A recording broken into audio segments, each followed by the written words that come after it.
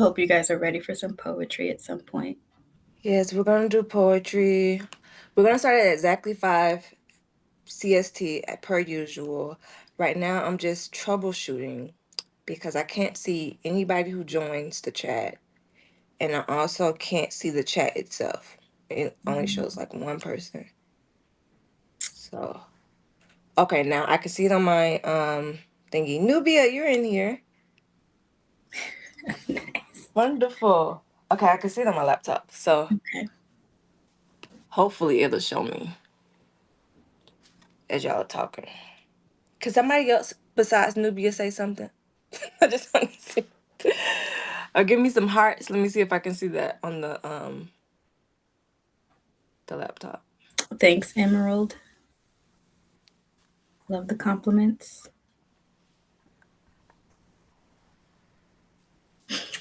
Daniel's like, look, we here. Danielle. We Okay, are cool. here. It's a bit of a delay on my laptop, but at least I can see y'all. So I'm gonna just go with that. All right, all right.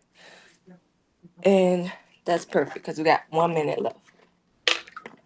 Hi, Miss Aquarius. I'm gonna act like I don't know that you're my mama.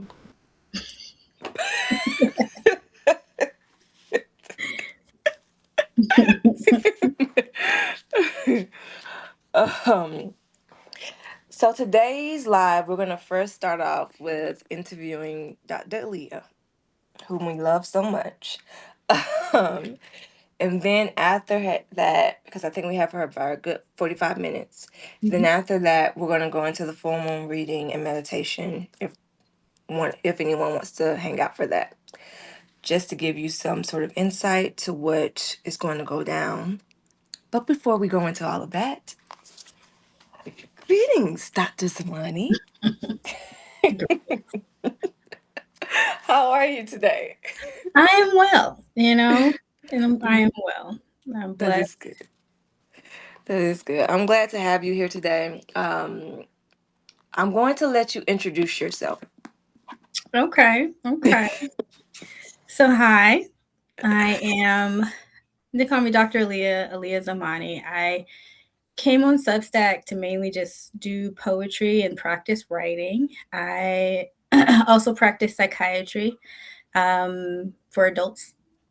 I've been doing that for what, about 15 years out of residency since 2016.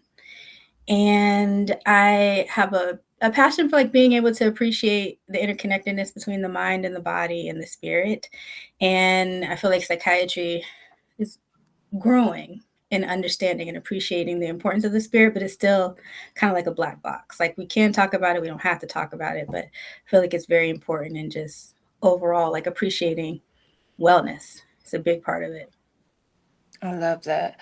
I love that. And I've been enjoying watching you write. And then sometimes when you bring in your doctor's hat into your writing, like you did this one piece on this guy, and I was like, yes, we need more talks about that, especially in the psychiatric field, because as someone who has been in and out of certain facilities, Mhm.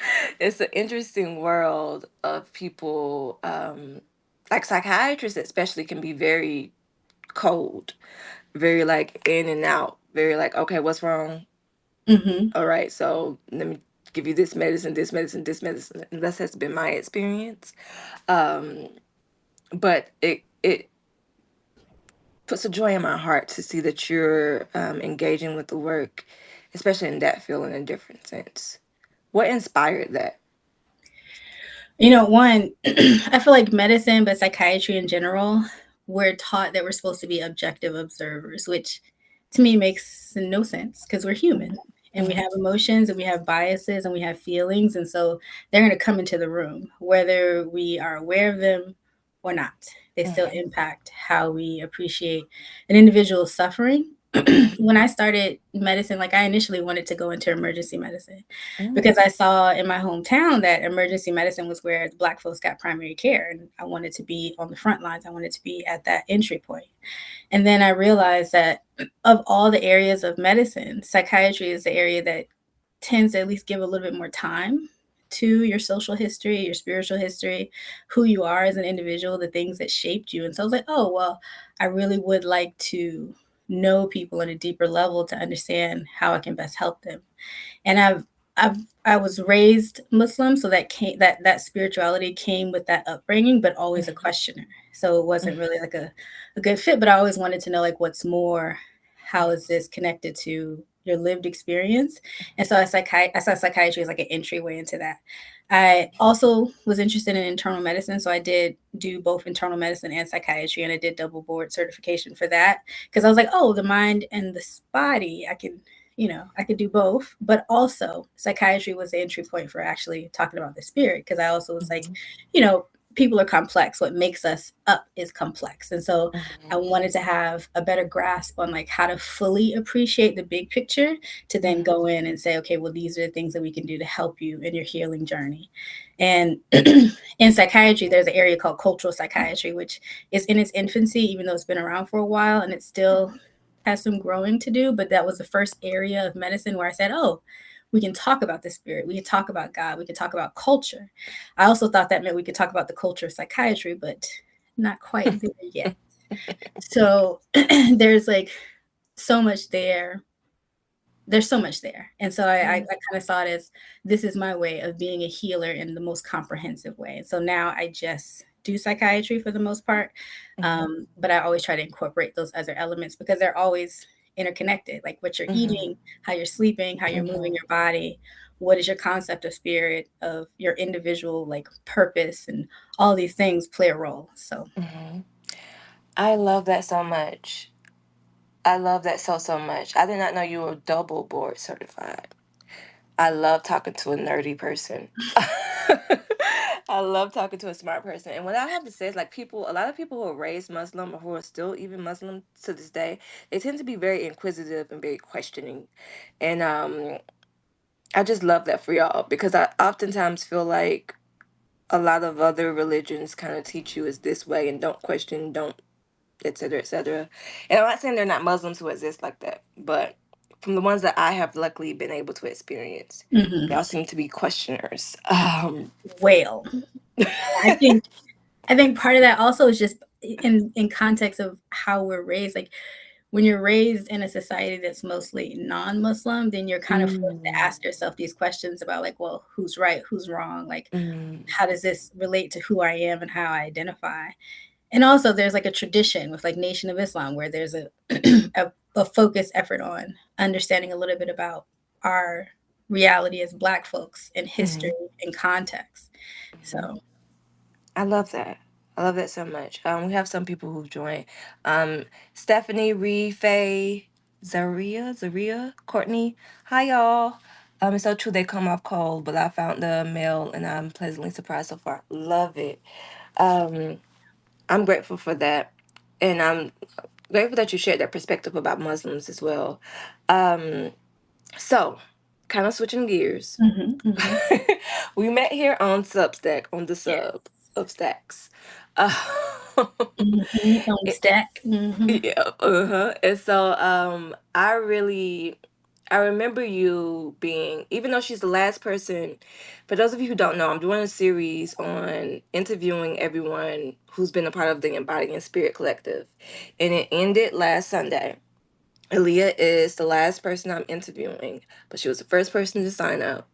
And she was the first person to ever on Substack, she was the first person to ever sign up for any of my services or anything like that. So I'm very grateful to you to grateful for you to be able to see my work, see me sharing vulnerably and, on the internet and sharing my story and what I've gone through and still saying yes and showing up for the work. My question is, what made you say yes? What made you, Oof. yeah. So this collective was one, it was a birthday gift to myself. Mhm.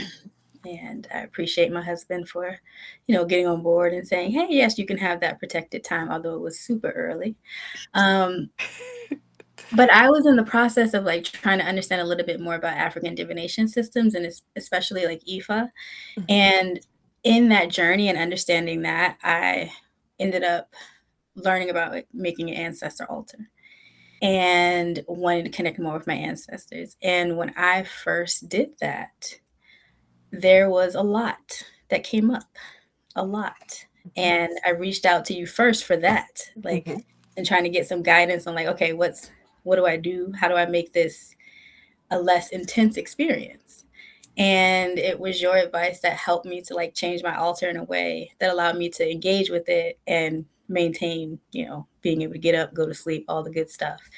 And so I was like, okay, there's something here. Like Mandisa, she got a gift. She's connected to some things. Let me pay attention. And and wanting to learn more about African divination systems and continuing that journey of like understanding myself and understanding my ancestors, I was like, okay, this will be an opportunity for me to learn more. And not just African divination systems, but just spirituality and connectedness with self and healing. And so I was like, okay, some of the topics I was like, oh, I may know a little bit about this already, like decolonizing the mind and things like that. But ultimately, it was like, I want to learn. I need Mm-hmm. to have a better appreciation so I can continue to grow that part of who I am, the spirituality side. So I said, okay, I'm gonna do it. We're gonna see how this is. And it was a ride. Unenjoyable, but work brought up a lot of stuff around the things that I still need to work on in terms of healing. Like I feel like healing is kind of one of those lifelong things. Like I don't believe you can ever be done. I feel like Mm-hmm. there's just so much. Like it's not just ourselves, it's our family's history, it's our collective unconscious. Like there's just a lot to be healed. And so I see it as just continual work, continual pulling back the layers, continuing to add things. And I saw the Embodying Spirit Collective as a way to like really focus on the kind of the somatic, the feeling side of the healing. Mm-hmm. Yes, I love that. You touched on a lot. Um, I forgot about that. That was our first thing about the ancestors. Mhm. Yeah. Because a lot of people they start their ancestor journey and they're like, I gotta put it all on there, all out there. And I'm like, Can you slow down? Just right. slow down.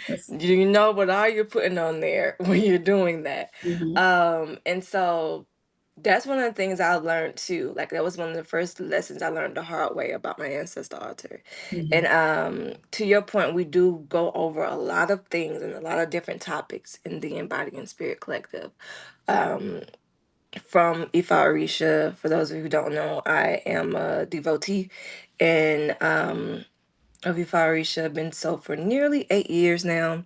mhm, Um, and I wrote a little bit about that in my journey of being in a cult and et cetera, et cetera. And though there are so many things that go into Ifa Orisha tradition and spirituality in general mhm, that inspired me to do the collective because I'm like, people do and talk about spirit so much, but not necessarily embodying it. And there's a lot of externalization of it. Like, okay, so my altar is there. So when I'm at my altar, then I'm doing spirit work. When it's like, no, you're at your altar all the time. Like your ancestors are your blood and bone. They feel you at mhm, all points.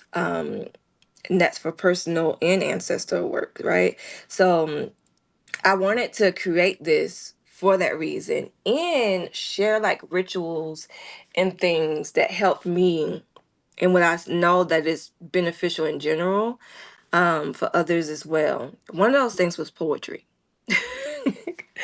And I talked a bit about it during the last interview with Niche. And I know that people are like, what does poetry have to do with healing? Right. oh, ugh, And you have experience with poetry already, right? So already good with words. I call her Dr. Penn. If y'all don't know and y'all haven't read her work, listen. Listen, okay? And so you have to do that. You have to go see her some of her stuff. Read some of her stuff. But one of the things that has always helped me was learning how to transmute and alchemize through poetry. mhm. I want you to first kind of just share your experience with that, like within the collective, and then we can segue into one of your poems. I see poetry and just creation in general as a natural conduit for healing because it helps you Mhm, access the parts of yourself that may not always be accessible when we're just going about our day, living our lives, which in and of itself is a lot. mhm, Adulting is a lot. And mhm, so add on all the other stuff to that children, work, family, stress, global politics. Like it's just so much that we take in every day. Right. And for me, poetry has been one of those things that help me get out the things that are difficult to say or the things that are difficult for me to address since I was very young, like late middle school, high school, maybe started writing poetry. And so with the Embodying Spirit Collective, one of the things we first started off with was womb work, which was a continuation of some of the work that I'd done with you before, but very, very powerful work. And I think ultimately just helped me to see things about myself that I hadn't seen before. Like I hadn't, it's like, a lot of times with therapy and growing, you uncover layers by layer and you kind of can get an idea of the things that you may struggle with, but there's always more, at least in my experience. And so poetry has been, I think I wrote like 3 poems in the work with you, just in the process of understanding a little bit more about the things that I need to address for my healing process. Mhm, mhm. Mhm. I love it. And I love that you touched on the womb work portion because that's been shadow work and womb work are like a tie to me in Mm, terms of what one of my favorite things to do. And but can you share one of your poems that you have written? I sure can. Yeah. And give backstories, I guess, in terms of like the ritual that we may have done that led up to that poem. Okay, so womb work, I'll start with that one. Hmm. Like that was the first one, and I had actually written that a little bit before the collective, but it was like a process of continuing that poem on with the other ones that came. But it was really just trying to get one, I'll be frank, like I didn't realize how much anger and hate I had connected to my womb. I was raised to believe that like girls were second class citizens, not in a direct like, but in many ways, Hmm. and saw it as a liability. And so I the kind of embracing my femininity, embracing that part of me has always been a struggle. Um, Hence the red lips, like this is new stuff. Um, but it was helpful to be able to kind of break that open and be able to kind of take a look at it and address it in the way in which I go about my day. So this is Nice. moon work. Okay. In childhood, I believed I was cursed by my womb. Etched onto my chest in the language of scripture, feminine energy was a liability. These ovaries made me weak because God said so. Told me to stay away from all that was holy every 28 days. Often seasick from mood laden shifting tides tied to the moon. I didn't want to be seen as fragile. So I learned to find safety on the shores of the Stoic, built a fortress, and cut off access to the sea.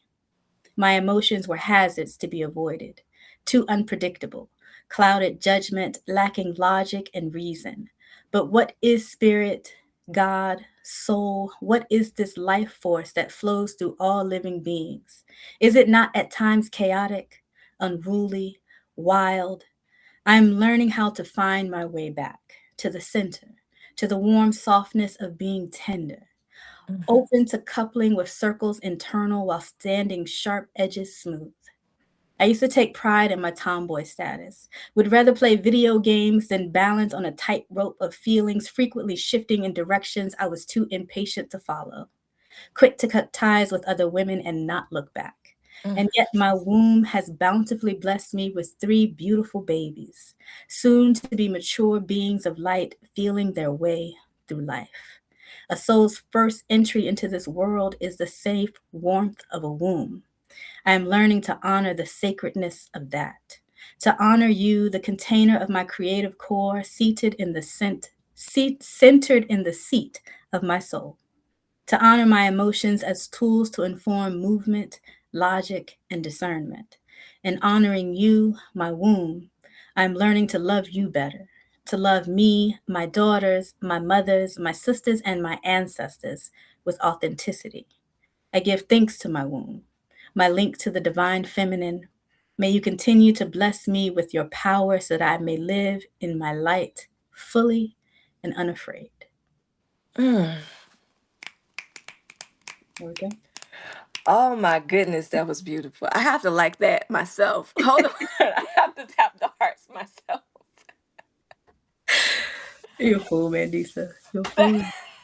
Oh, because that's what it's all about. What you just wrote, what you just shared is what it's all about. Womb work is this, it's intergenerational, right? Our grandmother held us in her womb, right? We were in her womb, in our mama's womb. Like, it's so we're Mhm. connected that far back to our ancestors when we do womb work. And that's the pain and the emotions and everything that we're pulling on, right? And to do womb work, to a lot of the points that you tapped on into, it's like it's to tap into femininity. Mhm. Is to heal and reconcile those things that were shameful or even harmful to you in your womb. So to like acknowledge that, right? Because when we do poetry with the purpose of alchemy, we're acknowledging all of those things, and then we're speaking light into our womb, and Mhm. we're actively doing that transmutation work. So I love that. I love that. Now y'all see why I call her Dr. Penn. Now do y'all see? Do you see now? Nubia said, "Okay, Miss Penn." Yeah, no, it's Dr. Penn. Put some respect on her name. This is double board certified.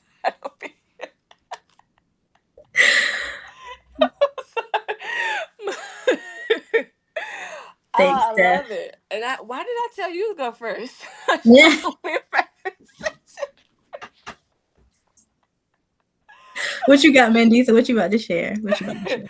So I was going to share the poem that inspired me to even understand that poetry was alchemy. Um, and it's literally called The Story of My Womb. It came Mhm. from a session of womb work that I had did, and that's what inspired this entire collective. This I wrote this in 2018 or 2019. Sure. Okay. So don't judge my pen. I read this before though. I'm not sure. I think that some people may have heard it on here. I'm not sure. Y'all may have heard it. I'm not sure. Um let me pick up the laptop. Thank you, Lord. Whew. Happy National Poetry Month, everyone. Yes, yes. Happy what they call it, African American April as well. Yes, we're carrying it through. Yes. The story of my womb is generational. Mm. It transcends time, space, and everything that we learn from modern scientists. It is the story of my lineage, my Agun sacrifice, the lives taken too soon, the babies cut from the womb, the childhood rape, neglect, and abandonment, all the tears and unspoken trauma, all the afflictions I get from my mama. My womb can tell the tale of going from sweet to tart to bitter. For years, the world has used my womb as their liver, the dumping ground. They expect me to rid them of their toxins, but I've grown tired. My womb can't handle their pain and that of my ancestors and my own pain too. So I began to hide myself, cut myself from speaking, even holding my breath until my face turns blue. Anything to not face them or the true pain of my womb. So I dress her up, lavish her in the finest perfumes and garments, remove all remnants of hair to ensure no energy lingers there. No one would know that I possess the vessel where my ancestors still bleed, that I hold the key to getting their souls freed, that to speak truth and to be my authentic self is all that they desire from me, that my voice holds the power in restoring their glory. All they want from me is to give our womb a story. For my pain body, I have mastered the art of wearing a mask just like them. For my pain body, I laughed when in pain, just like them. For my pain body, I said yes when I wanted to scream no, just like them. For my pain body, I gave and I gave and I gave. For my pain body, I rendered myself a slave. So, how exactly am I supposed to tell that story? What pride is supposed to come from me? They say that we were kings and queens, but all I know are sharecroppers and crack fiends, illiteracy and broken dreams. All I know is, girl, you too dark, so tell me who that baby real daddy is. So, how exactly are my ancestors' liberation supposed to come from me? How can I be their hope in everything that they dreamed? It's a long line of them, and it's only one of me. I guess it's pretty simple. I just have to choose me. My healing is their healing, and my mama's healing too. Mhm. So when I say I surrender to my ancestors, it's within myself that I seek refuge. With them, they fight and provide on my behalf. Outside of them, I forget who I am and become fully reacquainted with the spirit of lack. The story of my womb is that my ancestors have my back. The story of my womb is the beginning and the end. The story of my womb shows the power of growing within. The story of my womb brought me closer to myself. The story of my womb made me stop being someone else. The story of my womb is resurrecting and powerful. The story of my womb is on a continuous cycle. The story of my womb has birthed many nations. The Mm. story of my womb has the power of transmutation. I am a manifesting light force connected to my source. My destiny chose to take my soul on a path where everything was taken from me with force. Life almost succeeded in convincing me that I didn't have a choice. My soul raised hell until I surrendered to the power of my voice. At one point, all I had were my soul fragments and lemons that life gave me. So I took those bits and pieces and made myself a platter. The story of my womb is truly all that matters. Mm. So that's that. I love that. I love that. I love that you spoke of the power of like generational pain. Mhm, Like mhm, we carry it. But mhm, I think there's something healing about believing that our ancestors want us to let it go and be mhm. ourselves Yes. authentically. Yes. Authenticity is really what healing is all about. Like pulling off the layers and just becoming the true authentic self. Mhm. Not what you told yourself you were, not what your mama, society, what you were before you even got here. Mhm. Yeah, um, you have another one for us? I do. I do have another one. Um, but I want to speak on that authenticity for a second. Like Okay. this, the fact that if you don't get quiet enough, you won't be able to hear that. Like it's like being able to remove yourself from all the noise that allows you to really kind of tap into who you are at the core to help Mm-hmm. you make decisions from there. But Mm-hmm. kind of requires you to take a step back.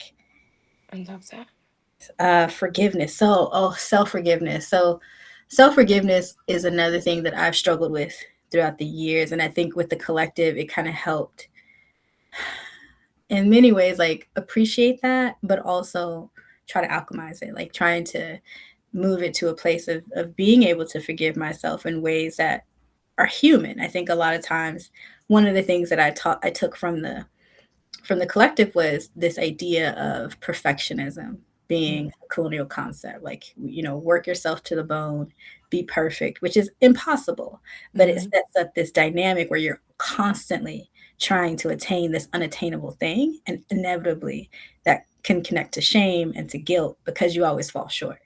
And Mm-hmm. so self-forgiveness is the next poem that I wrote, for Mm-hmm. one of the first poems with the collective.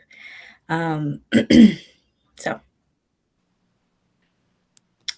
you have feasted upon spoiled dates, pits encased in resentment, fuel for flames raging at your center.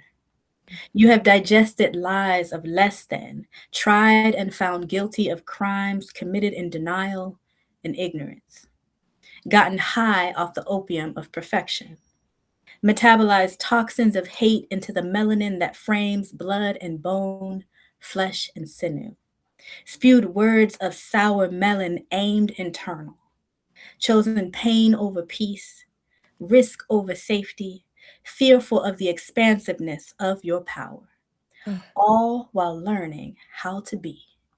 Despite all this being true, you too are deserving of forgiveness. Deserve grace for all the decisions that still leave a bitter taste on the back of your tongue. You have permission to let go of the excess weight, guilt anchored to the spirit for choices that paved the path for progress, allowed you to be born anew. After every mistake and misstep, every turned corner and doubling back, every reset, while feeling your way through life. Who else were you to be but yourself? I forgive you for the blemishes and bruises, for the wounds that are still healing, for the wounds that may never heal. I forgive you for the years of weight of numbing to avoid the ache required to turn broken skin into callous scars. May you continue to live gently, in communion with light and dark matter, nestled amongst the stars. Mm, mm, mm.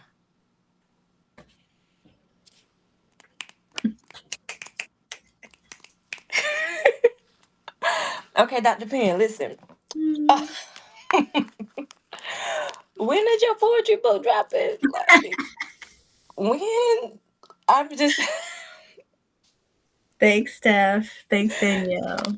The material's there. I go to Oh my open mics God. sometimes. I go to open mics sometimes. Mm. My husband helped create this open mic that we have at our house sometimes. So, yes, yes. So husband is aware that he married Dr. Penn. He's right there. He's full helix, but it's just Oh. he created an account. He created an account for just for this moment. I am supported. I am Oh, I loved. love that. Hi, well, I'm about to call him Dr. Zamani too. Is he Dr. Zamani too? He is. He is. Oh, hi, Dr. Zamani. The whole house is just full of doctors. I love it. I love it. Shout out to Meharry Medical College, HBCU. Oh, that's where you went? Mm-hmm. I love that. Come on. Okay, hold on. I can't. Okay, I need to focus. I'm trying to read the chat, but like the words. Oh my God, the words. Lord. Okay. Yes, this lady and her pen, Dr. Pens. Nubia, I'm trying to get her to like publish or something, like something. I don't know. At She some point, does post some of her poetry on her Substack. Not all of it is on there, but she posts some of it. And we need her to do more of it. Or just like come up with a book. I But got yeah. you. I got you. I got you. I need to read. I need to actually record the voiceovers for the Mhm. poems because I've been told like the hearing it is a different experience than reading it. Yeah. Like your voice. Oh my God. Like the perfect voice. And it's like the first words of what you just read, it like hit me. Like the Mhm. spoiled dates. Like if I would have just read that, I would have been like, spoiled dates, that gotta be nasty. But then when you That's it. said Yes, it is. but when you said That's that, I the was like, intent. oh, like, goodness gracious, that was beautiful. That was really beautiful. I'm not doing anymore. Uh, But Nisa, I know you got some more poems. We talked about this. This is a conversation between poets. You know, sharing. We're sharing with the world here. This is funny. Okay. Hold on. I was so taken aback by that. Um. So, what type of doctor is the husband? Family medicine. Oh, and the husband has a pen too. You've told me. He does. He does. He has a book coming out at some point in the future. We're working on getting I it out love there. it. Hmm. Is it like his memoir Yeah, or? his memoir. Oh, beautiful. Yes. I love it. Where does the name Zamani come from? Oh, so his mother chose that last name. It's Swahili. Ooh. It means a long time ago. You know, during the time when a lot of Black folks were changing their Mm-hmm. last names Mm-hmm. to get rid of mouses. So Mm-hmm. that was the chosen Swahili name. I love that. Mhm. Okay. I'm also about to do another kind of old one. Okay. Okay. Lord, got me going in my vault. As it should be. As it should be. um, let's see. This one I'm going to share. It's kind of dark.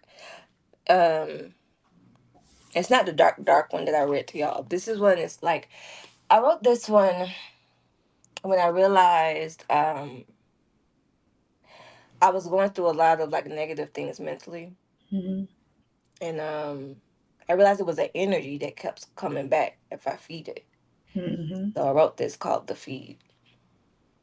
Because a lot of times I talk about this, like we're peeling off layers and healing. Um, But those layers are used to being honest. And Mm-hmm. if we're not conscious of our thoughts and what we're doing, which is why I'm big on mindfulness, we end up feeding it back and it returns. So, this is that process. It always starts with a subtle thought. Initially, you resist me, but then more thoughts come in. You start to judge yourself. Then that's when I began the feed. Now, all of a sudden, you can't keep your mind off me. Subtly, gently, I get what I please. Always, I'm your place of comfort. Given to me, the feed. All I need is one small gap, one lapse in good judgment. Then I'm all on you like an assassin with purpose. But I don't want to kill you. Without you, there is no me. How will I get what I need? I need you to always give into the feed. Don't get me wrong, there will be times where I lay dormant. I need you to believe that you can say no to me. But slowly, surely, I know you will always come back to me. The feed. You know that I like what you like, just with greed. Just one small bite, just one small look, just one little listen. Just like that, you can't get loose. Keep fighting me. That's exactly the fuel I need. Because once you accept me, that's when you will be able to resist me. The feed. But I can't let you know that I need you to keep I need you to keep trying to fix yourself. Keep fighting your urges and holding back. I will manipulate your thoughts and your deeds. Accidentally and on purpose, you have given in without notice. I am yours, and you are mine forevermore. The feed. Mm. That was a good one.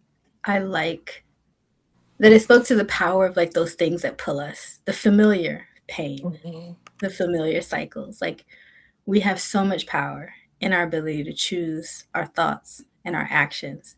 mhm, But it's so much easier to go into default mode, especially if you're trying to heal. And it mhm, will pull you. And I feel like it will pull you harder when you're actually trying to change. Because, like, mhm, wait a minute. Our bodies love homeostasis. It loves for things to be predictable. We know how we're going to handle this, we know how we're going to respond. Let's just do it. And so mhm, when you try to rewire that with your brain, like creating new pathways, those old ways are going to fight back. And I'm like, no, wait a minute. What, huh? Like, no, we friends. We're mhm, familiar. We family. mhm. So, Yeah, and the trick of the beast is when it lays dormant for a while, mm-hmm, and you think, "Oh, okay, I'm good," and then mm-hmm, all of a sudden that urge comes. And you're like, "Oh, wait a minute." mm-hmm. I've been doing what I said I wasn't gonna do for 3 days now because I just wasn't aware. Oh goodness. Yes, Oh, Stephanie. Yes, that is. it's. It's a familiar filth. It's a Mm-hmm. comfortable one. It's comfortable. Yes, Yes. it's comfortable, and that comfort, like, even people don't understand. You can get comfortable in chaos. Mm, You can oh get yeah. comfortable in chaos. It's like you have to. Your nervous system becomes comfortable with always being riled up, always unsettled. Mm-hmm, When your nervous system starts to get settled, and then your brain is like, "What is this settledness?" mm-hmm. It starts to be. There's a fight that happens. It doesn't feel safe. It's It like doesn't feel this safe. isn't. Mm-mm, we Mm-mm. don't. That's not what we do. So Yeah, yeah. The yeah. stillness does not feel safe. So it's a thing, and it's interesting living in this society. It like constantly has so many loopholes. I feel like you can easily fall into that beast. Um, I mean, this. I feel like this society thrives off of people getting comfortable with their vices as a mhm, distraction, mhm, because then you'll keep working. You'll keep mhm, you'll keep feeding the system and not questioning all the things connected because you're just trying to survive. mhm. That part. That Mhm. part. We're nearing our time, but I did want to Okay. talk to you a little bit about anger. Mhm, mhm. You Man. wrote something about anger. I've written something about anger, and it made me realize that, like, okay, anger is a thing Mhm, that lives in a lot of us because of our ancestral lineage, right? It's in. the roots very deeply. Um, can you just leave us with your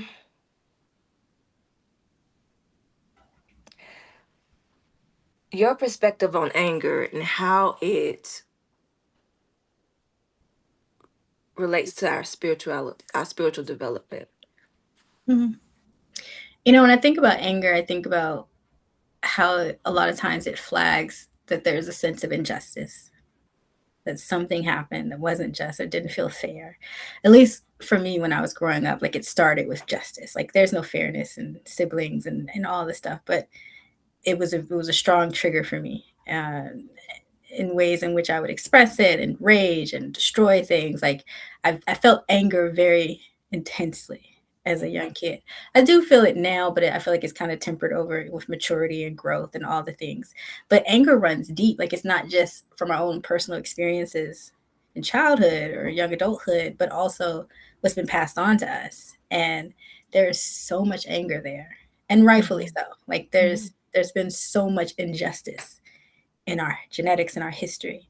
And so I feel like a lot of times it's about finding ways to transmute that into something that can lead to growth, that can, one, allowing yourself to feel it. Like I think a lot of times it's like one of the unacceptable emotions. And so we try to avoid it, be in denial, act like we don't, we transfer it to other things, put it on other people.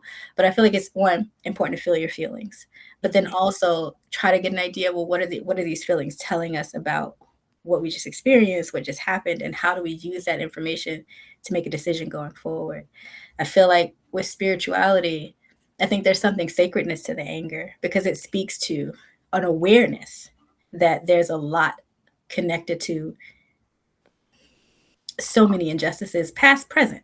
Mhm. Like I feel like as a Black person in America, if you're awake enough and just enough, like you don't have to know all the history and all the things, but the things that we see all the time, it's Mhm. enough to make you angry Yeah. if you care, if you're compassionate, if you're connected to that. And so I think when it comes to spirituality, I think it's finding ways to sit with it and to transmute it and Mhm. find ways to like use your agency to make choices that help you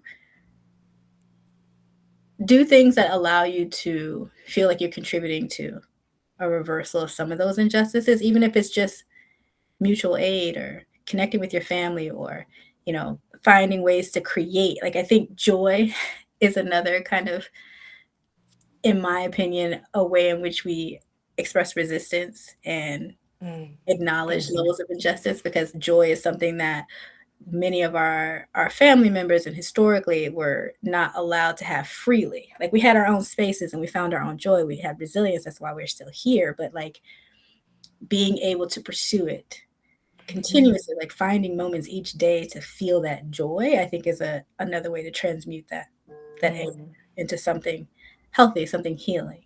Mhm. I love that. And that's why I call it anger magic. Mhm. Because it do allow it, once you allow it to be transmuted, you can use it Mhm. for an ascension, and not just yours, but all of what's in your roots too. Mhm. So thank you so much for Thank this interview. Once again, y'all, that is Dr. Penn, aka Dr. Aleea. Um, Make sure y'all subscribe to her if y'all haven't already. And again, look at, I will have in the description her Substack, and I'll also have links to the Embodying Spirit Collective if you want more information about it, as well as the scholarship that's for it as well.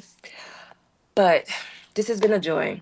I know you have to I know you have to go. you. I'm going to stay on to do the full moon reading and all of that jazz. So I just again, want to thank say you so one much. thing. I want to say one Mhm. thing. For anybody that's interested in this Embodying Spirit Collective, Mendisa is doing another round of that. It is worth it. I think if you're really wanting to have a deeper relationship to yourself, it is worth it. Thank you. Thank you. I appreciate that. I've been doctor approved, y'all. Yes, yes, yes. I'm putting that on my resume. Dr. Thanks, Cooper. Danielle. Yes. Love you guys. Um, Love all the sisters of the collective. It's also yes. community. So, man, Yes. truly a blessing. Love you so much. Love you so much. Right? And I will see you and talk to you Yes. soon. Yes. I love you too. Bye, everyone.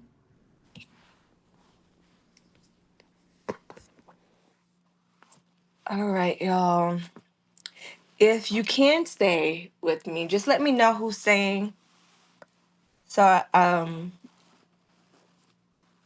I am going to start us off though with a meditation, but I need to set us up and transition us to that. So go ahead and let me know if you're going to stay for the full moon reading as well as the meditation.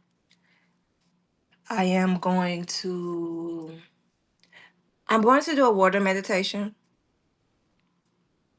Peace. I'm going to do a water meditation, peace, Stephanie. And if you would like to do it with me, now would be a good time to go grab a water vessel. I like wooden bowl or do a glass bowl. Um, peace, Danielle. Do a glass bowl, but just make sure there is no etching in it. It's just clear. Same thing with your wood. Make sure there's no colors or decor on it. Just make sure it's just plain old wood. Wood or glass bowls. It's like the same concept with your altars. You don't use plastic altars or anything to put on your altars. So just use real natural resources for your water vessel. If you don't have, it's okay. Peace, Mara. Thank you for tuning in. If you don't have it, it's okay. I'm going to walk us through it and talk us through it.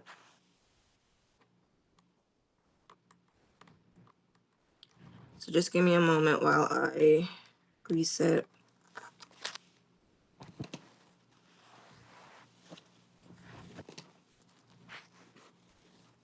Okay, that's cool, Nubia.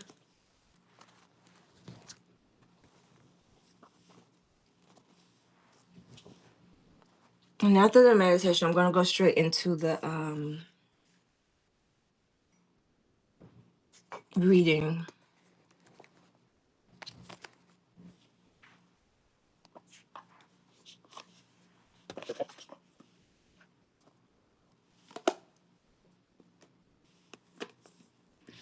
I'm going to do tarot reading, and then I will do some self-care for us to see what we need to be doing, taking care of ourselves with this full moon in Libra.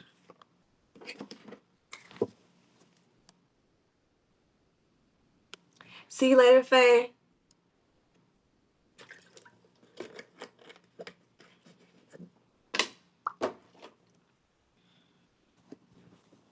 Mm.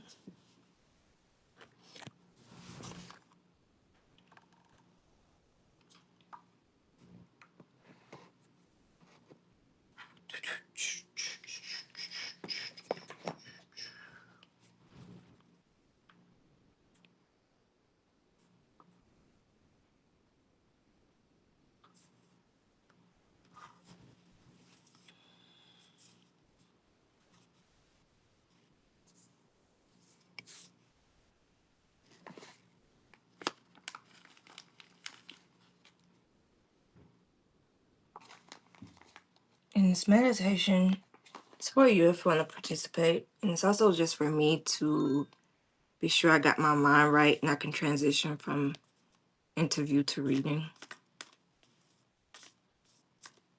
Kind of difficult to do both. Last time I did this with Danielle, it's kind of difficult to transition from interview to reading. So, gonna take just a bit more time this go around.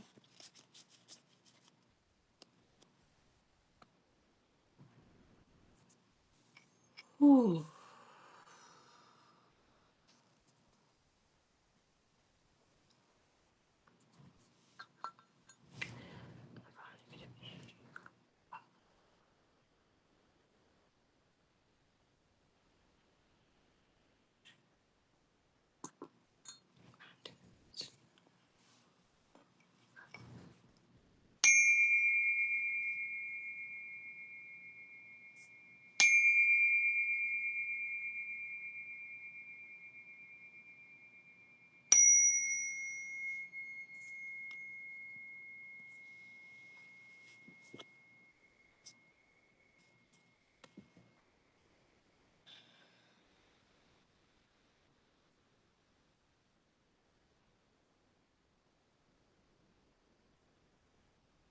If you're able to just take a moment to focus on your natural breath as it comes in and out of your body, you may observe your belly rise and fall, or your chest, or even your shoulders rising and falling. Just observe.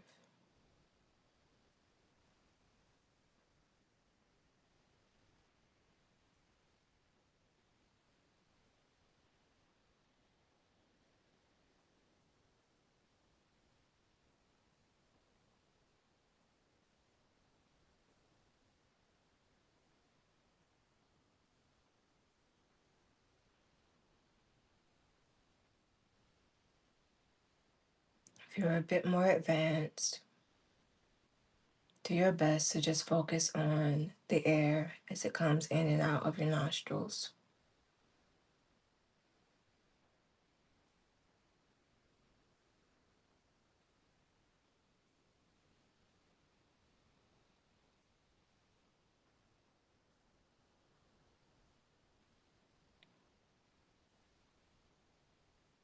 Leave no breath unobserved.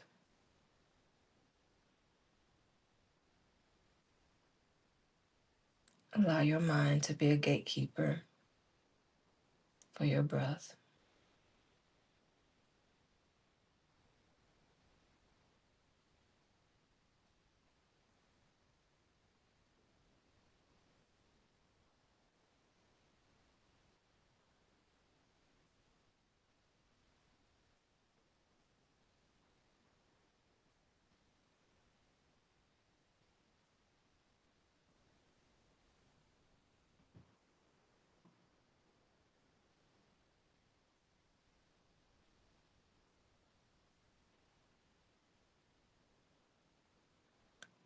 If at any moment during this meditation you get distracted, you have the liberty to return back to your breath.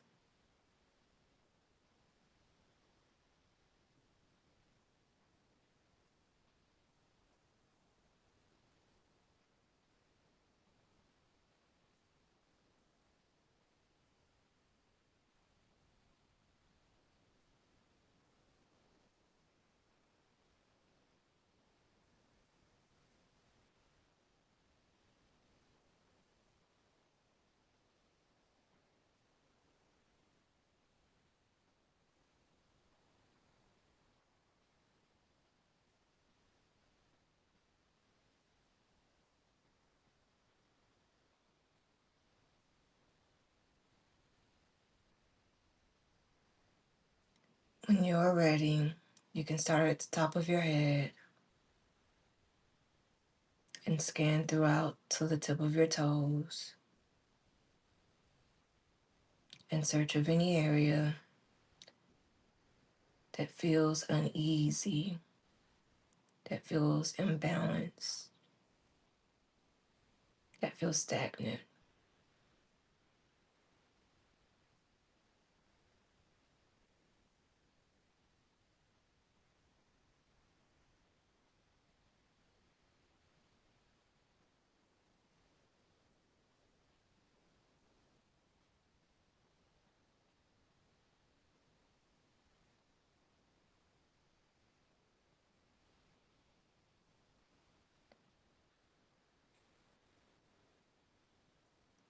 The full moon is entering into Libra, and that energy is about balance. It's about equilibrium, but it's also illuminating all ways and in all spaces where we lack equanimity, where we lack harmony within our minds and in our body.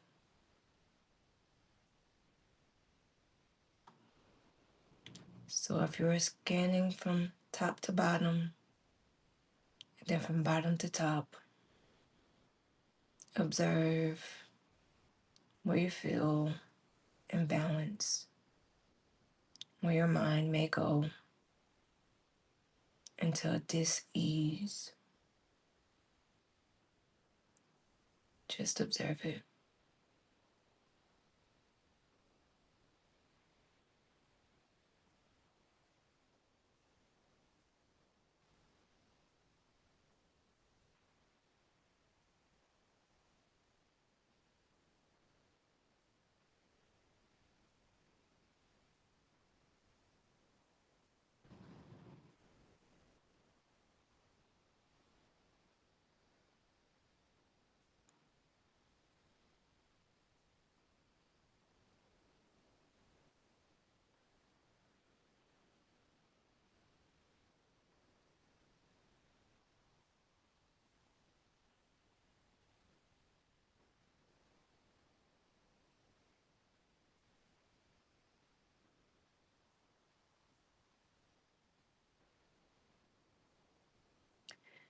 Libra energy is also about relationships.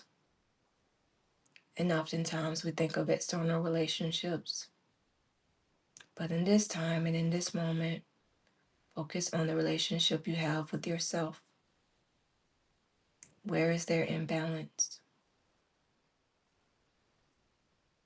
Observe it within your body.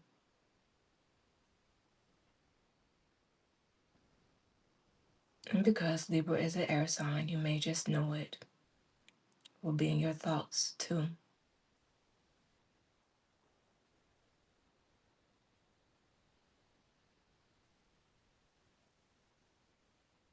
Just observe it for now.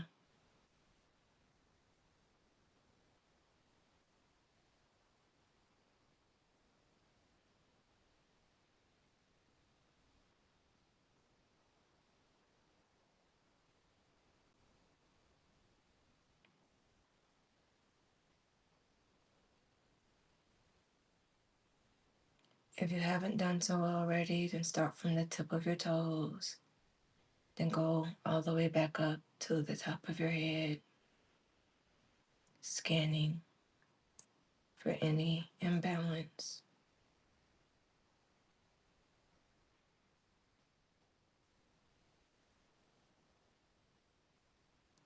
Anytime where your mind goes unease.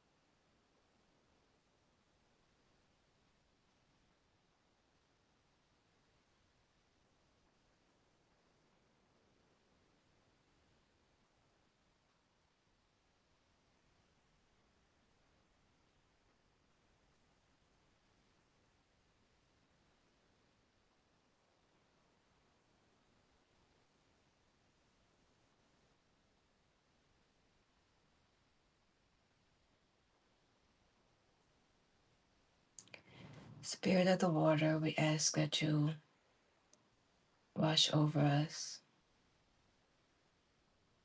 any moments that feel uneasy, all of the toxic ways in which we relate to ourselves and others. Please cleanse and purify with your healing, calming, sweet waters.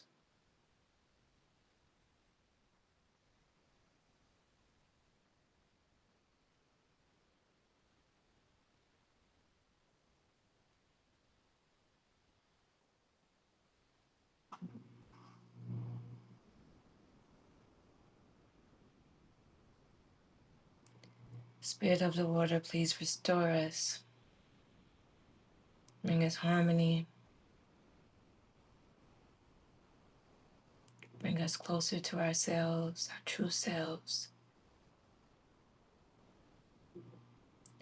And all that the full moon will illuminate that is harmful to us, please wash it away.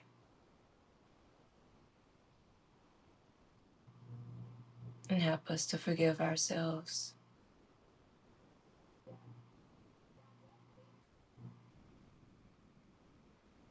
Spirit of the water, please be gentle with us.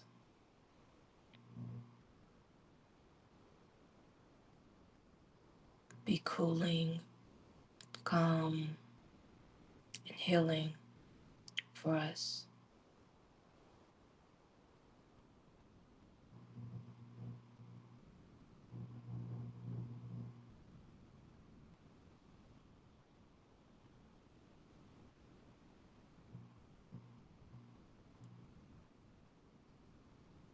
Spirit of the water, we thank you. We give gratitude.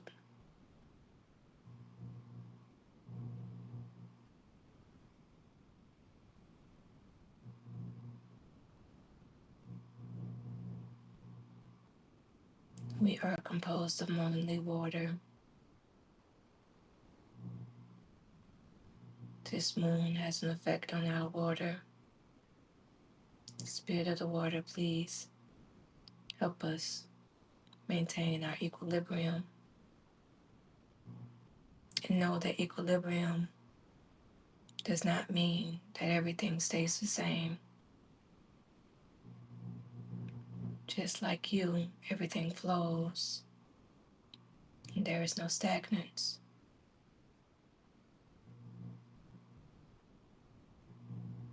We do not ask for balance, we ask for harmony.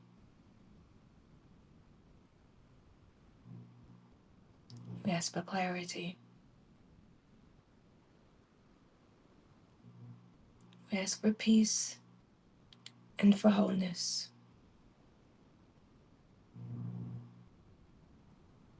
Spirit of the water, please end any calamities that may be living and existing within us.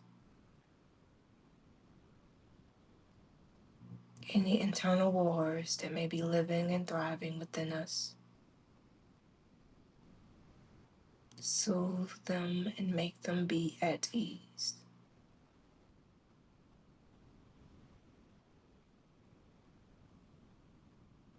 Spirit of the water, please always flow through me.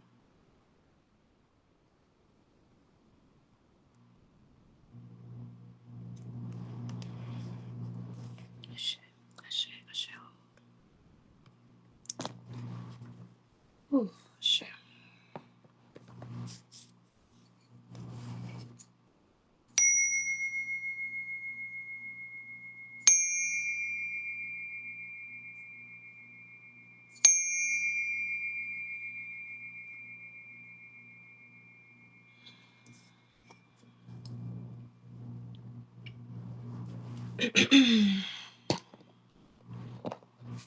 Okay.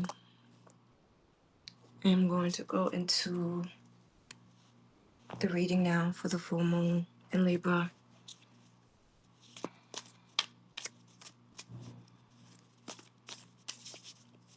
To the elevated body of spirits who gather in this space, call on you. And we ask that you give clear messages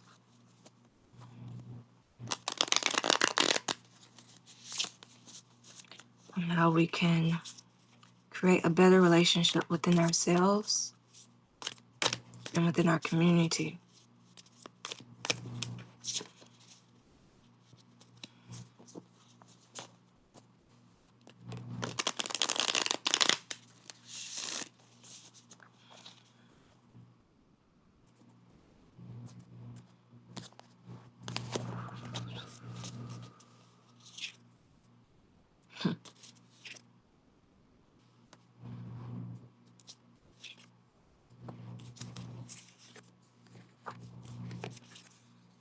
It's a lot of Libra energy that's here. Ace of Swords is the first card. The reason why I say it's a lot of Libra energy Not necessarily because judgment is here, like that card is here or anything like that, but it's a lot of swords energy. A couple of sword cards have fallen. And when that's the case, whew, that's air. Libra is an air sign. There's this gift of clarity, this gift of inner knowing that this full moon in Libra is wanting to bring us. Mental sharpness and perseverance that this energy is wanting to bring us. And what that means when I ask it, the question that I ask in terms of how do we create better relationships with ourselves, is the power of the mind is where it first and foremost must start. So developing and being friends with our mind is where we should start in terms of this. Oftentimes we are not friends with our minds. Our minds may go somewhere and we are toxic in the way that we try to get it to come back to what we want it to do. You know, we talk down on ourselves like, oh, I just can't do this or I can't do that.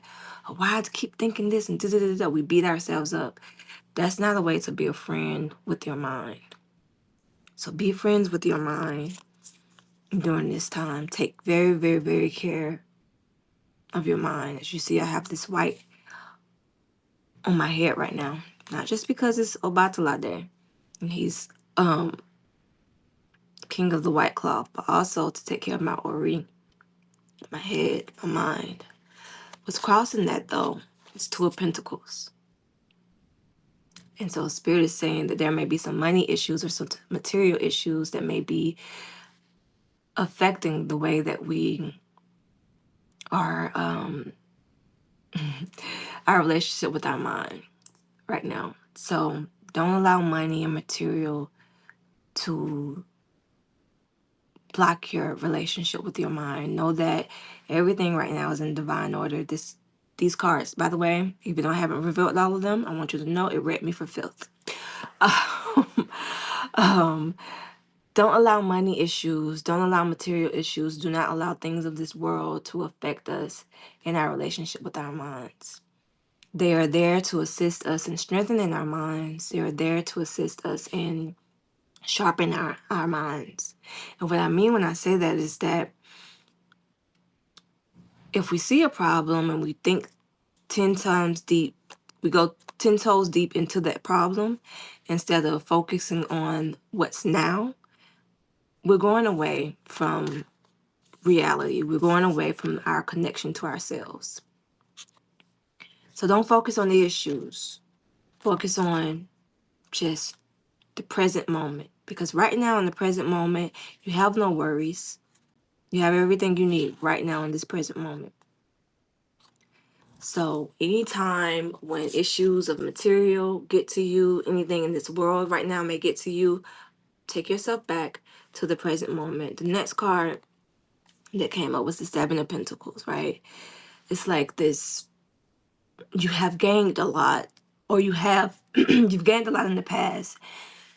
And there's this important information to just reflect on how you may have gained those things. Did you do it by obsessing?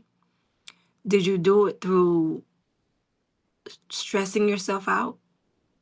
Is that the way that you want to continue to bring in money to yourself, bring in fruitfulness to yourself? I highly doubt that, which is why that Four of Pentacles card comes up, which says we're in the spirit of recuperation right now. I know it's springtime, but we need to rest. We need to reflect. We need to truly be with all of the isms that are coming up within ourselves so that we don't continue to bring this on in this season. Remember, everybody wants to talk about, oh, it being Aries, it's being the year of the horse, the year of the fire horse. Aries is the fire symbol. Energy can go quick, quick, quick. Energy is not necessarily good. Negative energy can go quick, quick, quick too. The fire horse is going to carry with it anything that you put on it, even if it's bad things or negative things or things that are not healthy for your future. So be very careful now to be in a spirit of self-reflection so that you're not carrying with you dis-ease and discomfort. because the Six Pentacles is what fell out, right? Which means it may be a season of alleged scarcity, right? But it's a season. In order to get out of that, though, it's more, you need your intuition. High Priestess card fell. And that's part of why we need to control and get our mind, be friends with our mind. I don't like to use the word control, but be friends with our mind. Because if we're not, that's going to block our intuition and we end up doing things out of fear instead of out of our clarity, instead of out of our higher selves. If you ever met someone who was in survival mode, they may backstab a person, backstab themselves when you're in survival mode, which is what this Libra energy is about. It's like the relationship not only with others, but with ourselves. And if we're in the spirit of survival and in this issue of, oftentimes when we have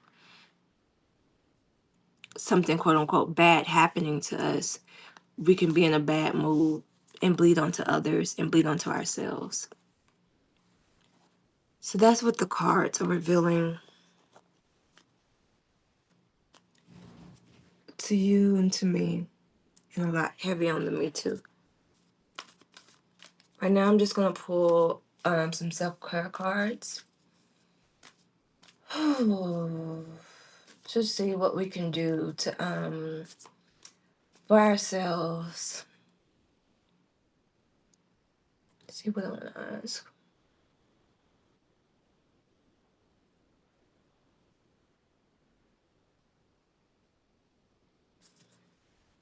What can we give ourselves in this now moment so that we're not in the spirit of obsession, but we're allowing our intuition to speak? In other words, what can we do to tap in more clearly to our intuition?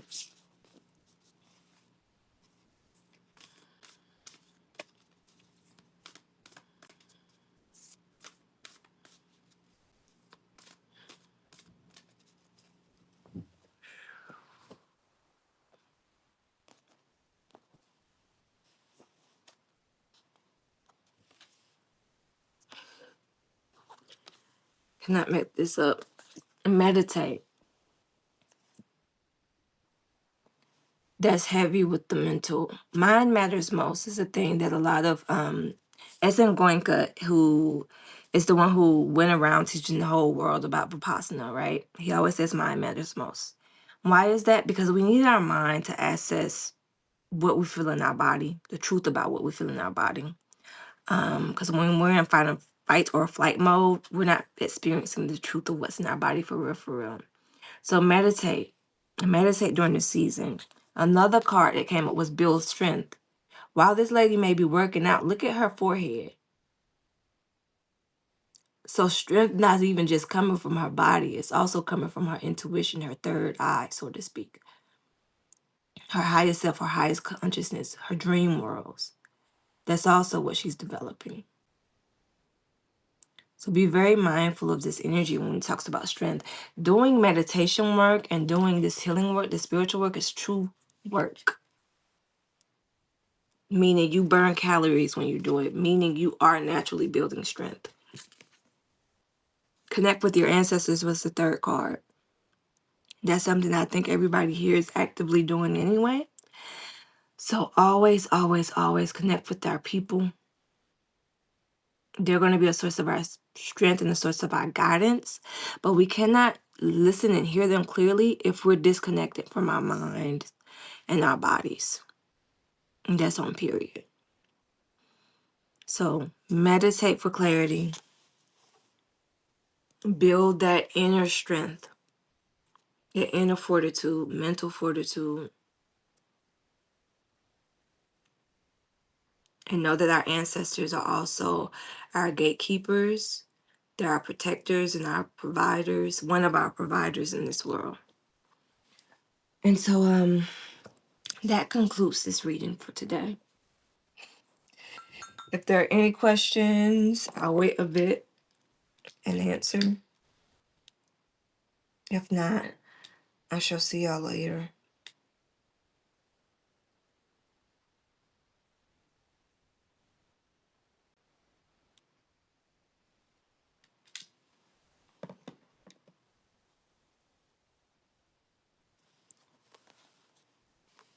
I'm going to take a picture of this.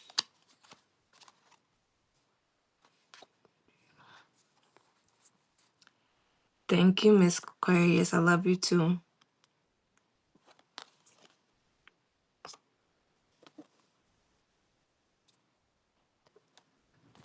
Oh, all right, y'all. I thank y'all for coming in and tuning in. I shall see y'all next time. I honestly don't know if I'm going to go live anymore this month. If it's in me, I do have to prepare for the next cohort, just mentally, and make sure I rest. I do know that I will be allegedly dropping these podcasts once a week in April. So if that happens, kudos to me. If not, let the cards say we all need to rest and recoup. So yeah. Peace and love.